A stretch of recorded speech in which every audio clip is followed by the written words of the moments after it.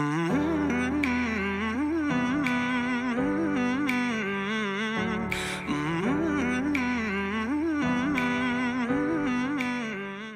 aujourd'hui, j'ai décidé de parler de la technique de productivité qui s'appelle Pomodoro Technique. Donc, je ne sais pas si vous connaissez. Moi, j'utilise depuis environ un mois et demi. Avant, je ne la connaissais pas et ça a beaucoup augmenté ma productivité.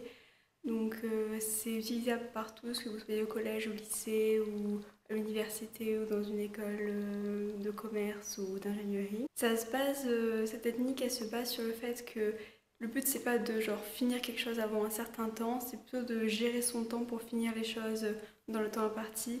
En gros, si vous avez un devoir à faire pour le lendemain, plutôt que s'y prendre 10 minutes au dernier moment et genre essayer de finir avant un certain temps, au contraire, vous aurez genre des certaines périodes et vous devrez finir ces certaines périodes-là, donc c'est plus étendu dans le temps et moins genre faire une course pour finir avant ce temps-là. Vous avez des longues journées de travail où vous trouvez que par exemple travailler 2 heures d'un coup c'est hyper long et au bout de trois quarts d'heure, au bout d'une heure, au bout d'une heure et demie, vous en pouvez plus, vous ouvrez les réseaux sociaux, c'est plus productif, ça permet de rester productif pendant ces 2 heures-là en segmentant ces heures, donc je vais en parler après comment ça fonctionne exactement, mais ça évite le burn-out de trop se surcharger et puis finalement de ne plus réussir à rien. Ça m'a aussi permis d'éliminer les distractions parce que pendant le temps où vous travaillez, vous ferez que travailler et comme vous avez un minuteur, j'expliquerai bien après, toutes les descriptions, les distractions comme Facebook, une pensée qui vous vient, enfin ça vient à tout le monde ces pensées, genre ah je dois faire ça, je dois écrire ça,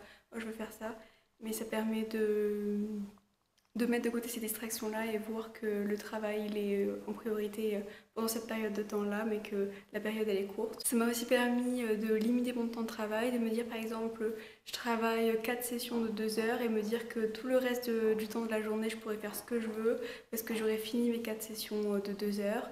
Donc ça permet de faire bien une différence entre le temps de productivité, de devoir de travail et le temps de repos pour faire ce que vous voulez, genre regarder un film et tout ça. Ça permet de ne pas mélanger ces deux choses-là. Et par exemple, si vous travaillez à la maison et c'est dur genre, de ne pas avoir la flemme, ben, ça permet de se motiver, de ne plus avoir la flemme. Pour les étudiants, moi je trouve que particulièrement ça fait augmenter la vitesse de lecture. Donc si par exemple vous avez un livre à lire, si vous ne vous donnez pas de temps limite, vous allez avoir tendance à par exemple le faire en 2 heures alors que vous auriez pu le faire en 1 heure. Alors qu'en vous disant qu'en 25 minutes tu fais un chapitre 1, en 25 minutes un chapitre 2, etc., en divisant comme ça, et ben, ça permet de faire les choses plus rapidement et moins se dire j'ai beaucoup de temps alors je les fais en beaucoup. Ça permet aussi de gérer son temps, par exemple si vous faites plusieurs matières au même moment, pas passer 3 heures sur un devoir pas très important et après ne plus avoir beaucoup de temps pour faire un devoir assez important qui aurait vous demandé beaucoup plus de temps. Donc c'est vraiment pour gérer son temps, ça fait beaucoup de mots temps. Et par exemple, un devoir pas très important, vous allez vous dire vous le faites en 2 fois 25 minutes, alors qu'un devoir important, vous allez y dédier 6 fois 25 minutes. Et surtout, moi, ce qui m'aide le plus dans cette technique-là, c'est que ça m'aide à une grande tâche, par exemple apprendre par cœur un livre de 1200 pages.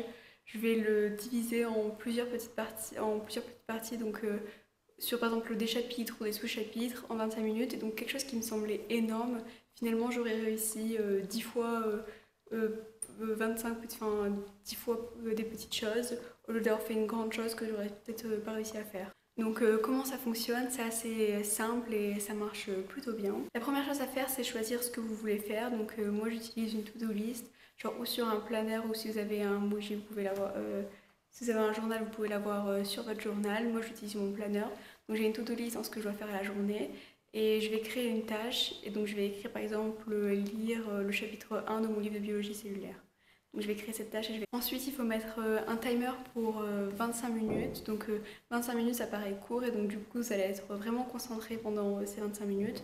Si vous avez des autres idées qui arrivent, et ben, vous allez genre les repousser parce que vous vous dites ok dans 5 minutes, dans 10 minutes, dans un quart d'heure, je pourrais le faire. Donc 25 minutes, c'est assez court. Donc du coup, c'est motivant et vous avez envie de travailler dans ces moments-là. Vous mettez vraiment en priorité le travail. Vous n'avez pas le temps de penser à autre chose. Donc au bout de 25 minutes, le téléphone ou la cloche ou le timer sonne, vous posez votre feuille et vous allez faire quelque chose, vous avez 5 minutes genre, pour faire ce que vous voulez, genre prendre un verre d'eau et tout ça, mais 5 minutes après, il faut que vous reveniez. Donc il y aura un nouveau timer 5 minutes après. Donc déjà, vous pouvez dire que votre cerveau, il se dit j'ai terminé quelque chose, genre vous avez terminé 5 minutes, vous avez fini une tâche. Donc votre cerveau, il est content, entre guillemets, il vous récompense. Et donc vous pouvez, genre, pendant votre 5 minutes de pause, aller boire un café, quelque chose qui prend moins de 5 minutes, aller faire un petit tour à pied dans le couloir et tout ça. Au bout de 4 fois 25 minutes, intercoupé de 3 fois 5 minutes. Après la quatrième 25 minutes, il y a une pause de 20 minutes, donc c'est une pause plus longue. Vous pouvez sortir devant la maison, devant le bâtiment, aller faire quelques petits exercices, aller méditer, écouter une musique, aller un peu sur les réseaux sociaux. Il faut vraiment se séparer de l'endroit où vous travaillez. Moi je sais, les pauses de 5 minutes, je vais au bout du couloir, je prends un verre d'eau et je reviens. Et les pauses de 20 minutes, je vais dans ma chambre, je prends des choses. Je profite vraiment de cette pause de 20 minutes en mode... je profite vraiment de cette pause de 20 minutes pour me vider la tête et avoir l'impression de travailler de nouveau à zéro. Les points positifs, quand vous utilisez cette méthode-là, c'est que, par exemple, vous allez pouvoir voir chaque chose, combien de temps elle vous prend. Si là, par exemple, au début, vous aviez dit que pour faire ça, ça vous prendrait 25 minutes, mais finalement, ça vous a pris 50, vous saurez pour la prochaine fois que ça vous prend 50 minutes. Et ça vous aide à... Parce que comme c'est enregistré, ça vous aide à savoir combien de temps chaque chose prend. Et par exemple, si vous vous rendez compte que quelque chose prend moins de 25 minutes, la prochaine fois, ça ne sert à rien de revoir pour 25 minutes. Vous pourrez rajouter un peu d'autres choses et pouvoir régler du coup son temps pour avoir plus de temps pour faire plus de choses. Donc comme j'ai déjà dit, ça permet aussi d'éliminer les distractions parce que 25 minutes c'est court. Et donc vraiment, vous voyez la priorité qui est de travailler pendant ces 25 minutes-là. Que vous avez que 25 minutes et vous voyez le temps qui passe. Vous voyez aussi le soir le temps que vous avez réellement travaillé parce que vous voyez comme c'est minuté et que vous avez que travaillé pendant ces 25 minutes là. Mais vous voyez que par exemple dans une journée où vous pensez travailler 10 heures, finalement vous avez travaillé que 4 heures ou que vous pouvez voir combien vous travaillez réellement chaque jour. Et donc du coup si vous travaillez pas assez, vous pouvez rajouter des tomates en plus et en enlever si vous voyez que vous êtes bien dans le rythme. Donc pour délimiter ces périodes de temps, vous pouvez ou utiliser un timer sur un téléphone et faire 25 minutes, 5 minutes, 25 minutes, 5 minutes, 25 minutes, 5 minutes, 5 minutes, 5 minutes et 20 minutes. Ou alors vous pouvez prendre une application. Moi j'utilise une application qui s'appelle Brain Focus. Donc je peux vous montrer à quoi elle ressemble. Après il y en a plein d'autres. Moi c'est juste que c'est la première sur laquelle je suis tombée quand je l'ai trouvée, quand j'ai cherché. Mais il y en a plein d'autres, surtout pour iPhone, il y en a encore d'autres.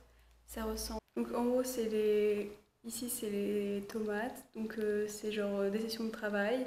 Là je suis en pause de 20 minutes mais je l'ai mise en pause. Vous pouvez arrêter la session de travail, enlever la pause de la pause et passer à une autre session de travail, sauter la pause. Vous pouvez rajouter des minutes à la pause ou au travail. Moi j'ai choisi de faire 4 fois 25 minutes avec des pauses de 5 minutes et une pause de 20 minutes à la fin. C'est la méthode traditionnelle, mais si par exemple vous êtes en stress pour un contrôle ou si vous arrivez à être concentré plus longtemps, vous pouvez faire 50 minutes avec des pauses de 10 minutes et une pause d'1 heure à la fin. Donc, vous pouvez vraiment changer dans les paramètres. Donc moi ça vibre et ça va faire un petit son au début et à la fin de chaque session pour me dire que je peux me lever et que je dois revenir. Si vous avez aimé, donc n'hésitez pas à liker et vous abonner. Bye!